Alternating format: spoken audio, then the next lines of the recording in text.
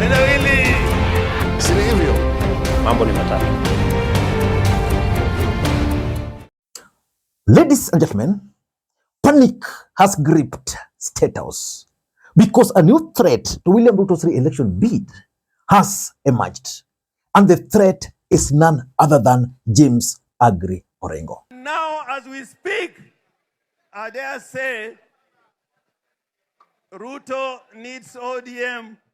It's not ODM that needs Ruto. Sijui mnanisikia? There are people in the party. They are behaving as if ODM is the one that needs Ruto. Is Ruto that needs ODM?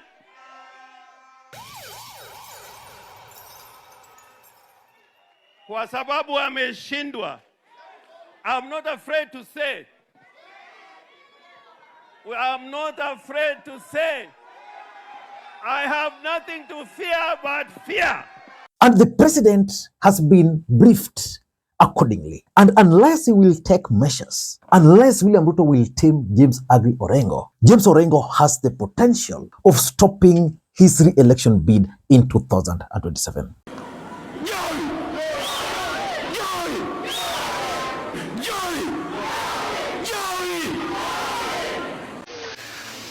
Senator Wambua was right. I've been in many meetings where people were discussing about who is going to be the candidate. And three times,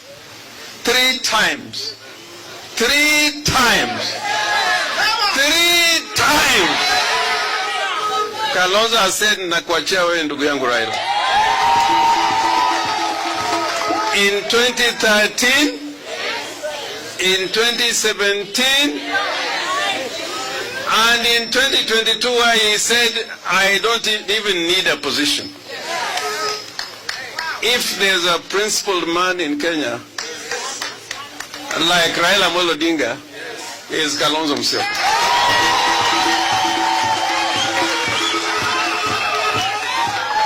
I also want to say this again about Kalonzo Musyoka.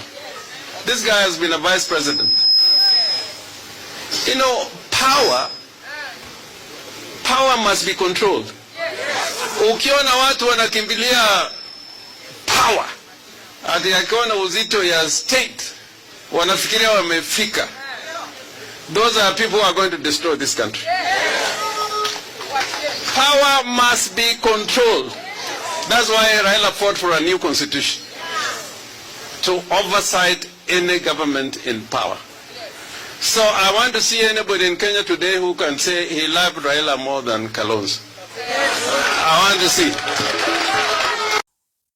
For those who've been following William Ruto's game plan, it has always been very simple, straightforward. William Ruto has been banking on the support of the Western Alliance because we all know that Mount Kenya is drifting away. But James Orengo is now coming into the picture. How is William Ruto going to deal with the James Orengo factor and James Orengo's problem in his bid of becoming the next president of Kenya again in 2027?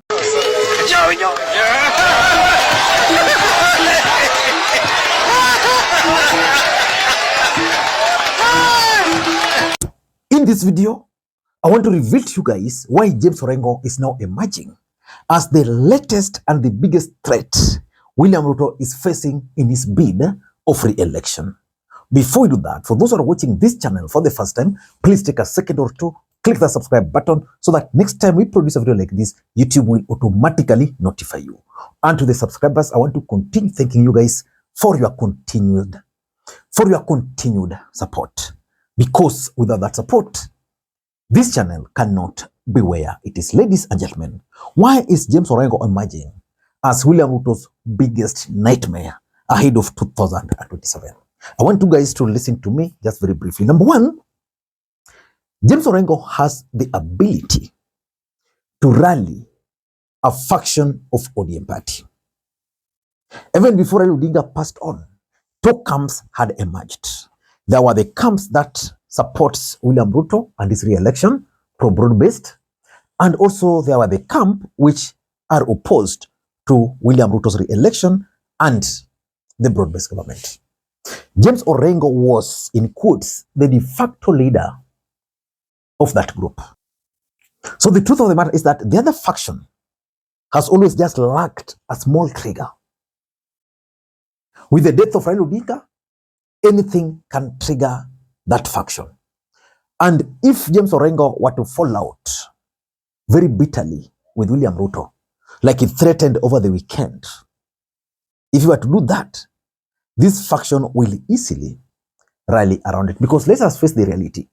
As much as William Ruto has tried so hard to win the support of the Luos, many Luos were supporting the broad-based government for only two reasons. Number one, the perceived development, and number two, Raila Odinga factor.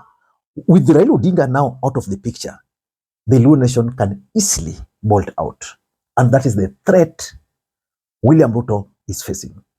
There are other parts of the country where the broad-based government has not really been embraced. People are just managing it. Orengo can be that person. So the fact that Orengo has the ability to rally these guys, let's say, for example, Sifuni is very popular, Babu Owino is also very popular, but none of them can lead a faction in ODM party easily. But if Orengo were to emerge, both of them can go and rally behind James Agribobo Orengo. That is number one. Number two, there's the death of Raila Odinga and the aftermath. You see, one thing which William Ruto succeeded was to bring Raila Odinga to his side. Raila Odinga had loyal support base, such that even if they did agree with some of the moves he was making, at the end of the day, they would always follow. It was very difficult for most of ODM supporters, including myself, to embrace broad-based government.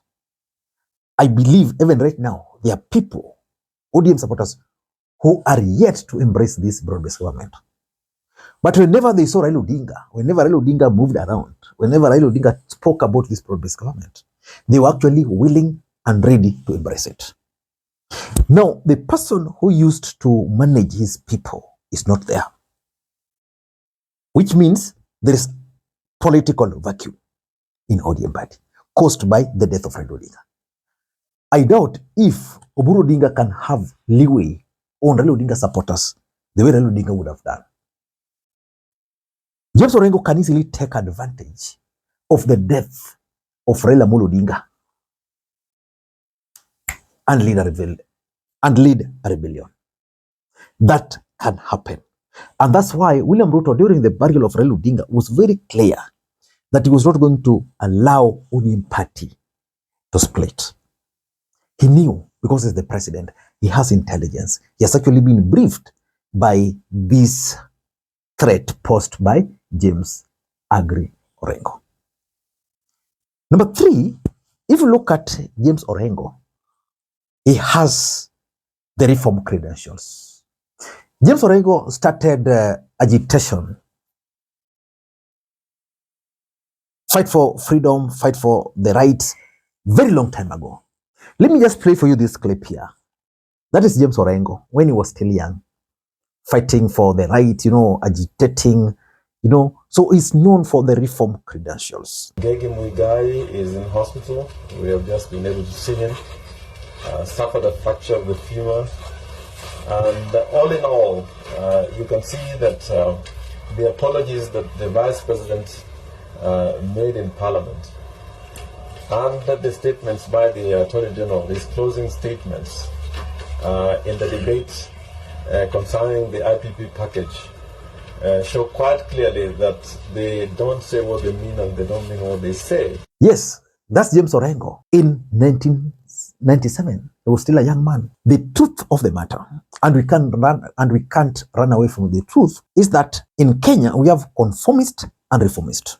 What we witnessed last year during the Gen Z protest was as a result of conformists trying to impose themselves, and Kenyans rejected that. Where was Orengo during that agitation by the Gen Zs? He was on their side. And because he's been known for reform credentials, he can easily rally around those people. They like calling themselves like-minds. And that is something which is worrying Ruto. Because if that were to happen, they can start a narrative about reform-oriented and conformist. One of the reasons why Raila Odinga failed to win the presidency, I strongly believe up to now, was because of the choice of a running mate. Raila Odinga picked on Martha Karua because of the reform credentials. He forgot that for one to win the presidency, he needed, apart from the reform credentials, he also needed the actual numbers. So if I were Raila, for example, I would have picked someone who was going to bring numbers. Martha Karua had the reform credentials, but didn't have the numbers. He could not rally his troops. But James Orengo has the reform credentials. And I think he can rally the ODM support base. Because for Ruto, he really needs the entire ODM support base. Number 4, James Orengo has what is called perceptional value. If today, James Orengo were to bolt out and say him is going to support Kalonzo, he's going to create a perception and he's going to add that value to Kalonzo Musyoka. That Kalonzo is now gaining, he has a big catch. Why? Because James Orengo has name recognition. James Orengo is unlike myself, for example, although I know I'm known here, but now outside here. It's unlike me. If I were to join Kalonzo today, online here it might be okay, but on the ground, most people would not even recognize who Makwiny is. Sadly, that's the truth. So Orengo brings the name recognition. He brings the perceptual value. If Orengo were to endorse broad-based today, that would be a very big deal for William Ruto. And lastly, there are Kenyans who believe in James Orengo. Many Kenyans. That one I know for sure.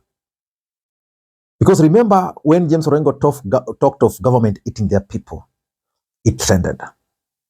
And James Orengo has been talking of things, and there are people who believe that James Orengo is always right. Of John the Baptist. Today, some people have done so well, they are not looking for justice, they are looking for somebody's head. And that head is not for Salome. That head is for somebody. I want to say something about Raila. Because without saying the qualities of Raila, who really what Raila was, then it will be impossible to keep his legacy. What did Raila really stand for? Why did many politicians come over these years and fall on the wayside? And Raila was always there fighting for us. Raila was a fighter for justice and democracy all his life. And sometimes I'm taken aback by some people who enjoy the rights Raila has fought for, including political parties. That even in this broad-based government, he opposed it, but Raila Odinga went into it. And Raila was wrong, James Orengo was right. Even today, Orengo has been speaking about maintaining ODM party. Most ODM supporters believe that Orengo is right. And because of that, he will naturally have a lot of people rallying around him. I don't know what you think. That's my take. Until next time, this is Makwiny. By the way, if you've watched this video up to this stage and you're not yet subscribed, please ensure you subscribe. Until next time, this is Makwiny. Bye-bye.